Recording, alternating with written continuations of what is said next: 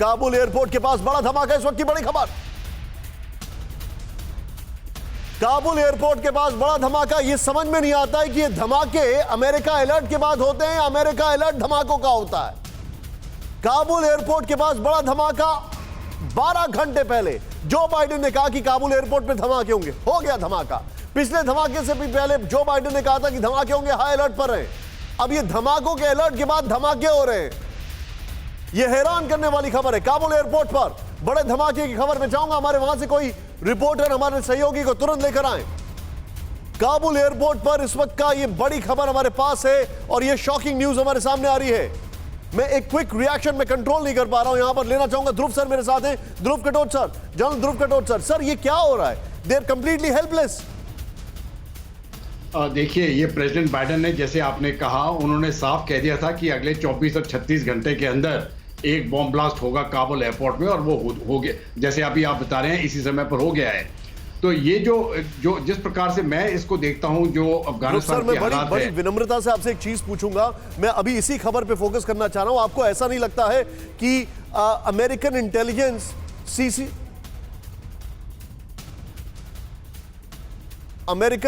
Intelligence जो है वो ऐसा लगने लग गया है मुझे जैसे सीसीटीवी की तरह हो गई है।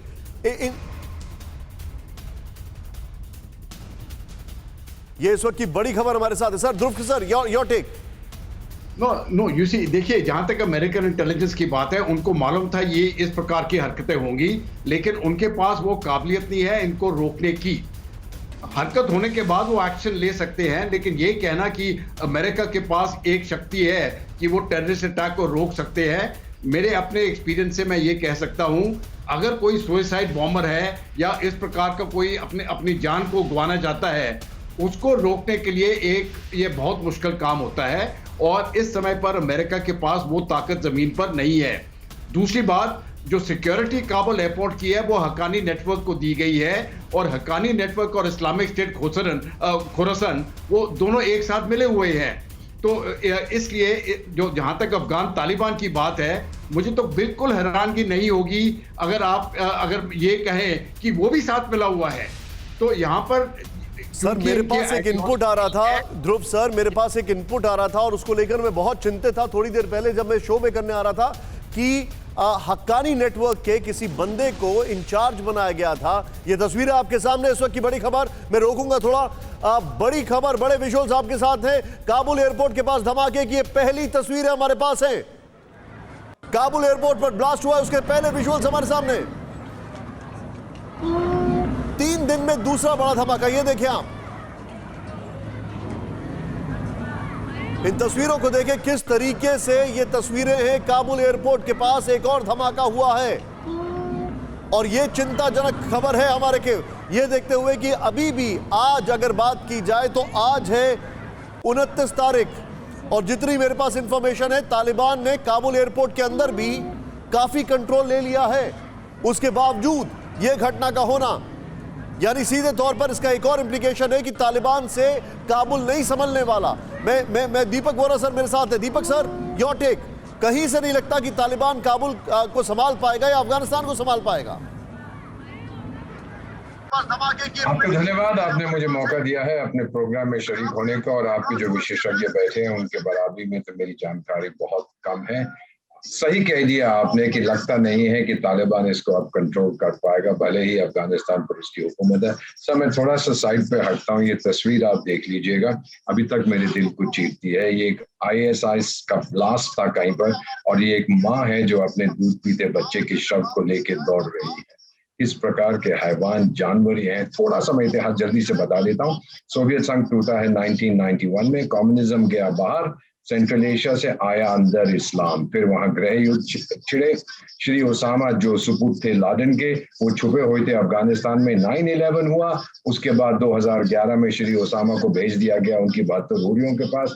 ग्लोबल इस्लामिक जिहाद में अब कोई आइकॉन नहीं बढ़ा। एक चीज याद रखिए, ओसामा के पास कभी कोई टेरिटरी नहीं थी, एक मूवमेंट थी। उसके बाद 2014 में अबू बकर अल बगदादी साहब आए, 1/3 ऑफ इराक उनके कब्जे में था, 1 करोड़ लोग उनके कैदी थे, और उन्होंने फिर ये Islamic state ISKP of Khorasan province जो अफगानिस्तान में उन्होंने बनाया, उन्होंने अपने लोग भेजे, उनको पैसा दिया और बोला तालिबान के लड़ाकों को खरीदो, क्योंकि पैसे के लिए ये जो जिहाद करते हैं ये पैसे के लिए बिक जाएंगे, और वो बिक गए। और जो अब हम देख रहे हैं, जो दूसरा धमाका जिसकी आपने बात की है, 100% सर, जहां तक मैं समझता हूं, आपको रोकूंगा मैं। दीपक सर, मेरे पास जो तस्वीरें आ रही हैं, दीपक सर, ये बड़ी ही डिवास्टेशन वाली तस्वीरें हैं। इन तस्वीरों को देखें। काबुल में एक और धमाके की खबर है। मैं सीधे चलूंगा, सुमित चौधरी मेरे साथ हैं, जो कि कुछ दिन पहले अफगानिस्तान में थे। सुमित, क्या अपडेट है, क्विकली बताएं।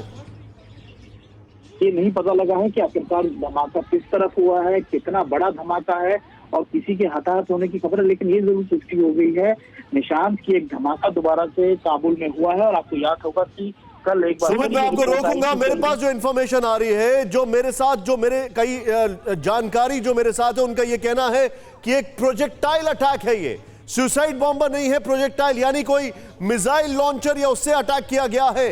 ये इंफॉर्मेशन मेरे पास आ रही है कि ये एक प्रोजेक्टाइल अटैक हो सकता है। Sumit, please go ahead.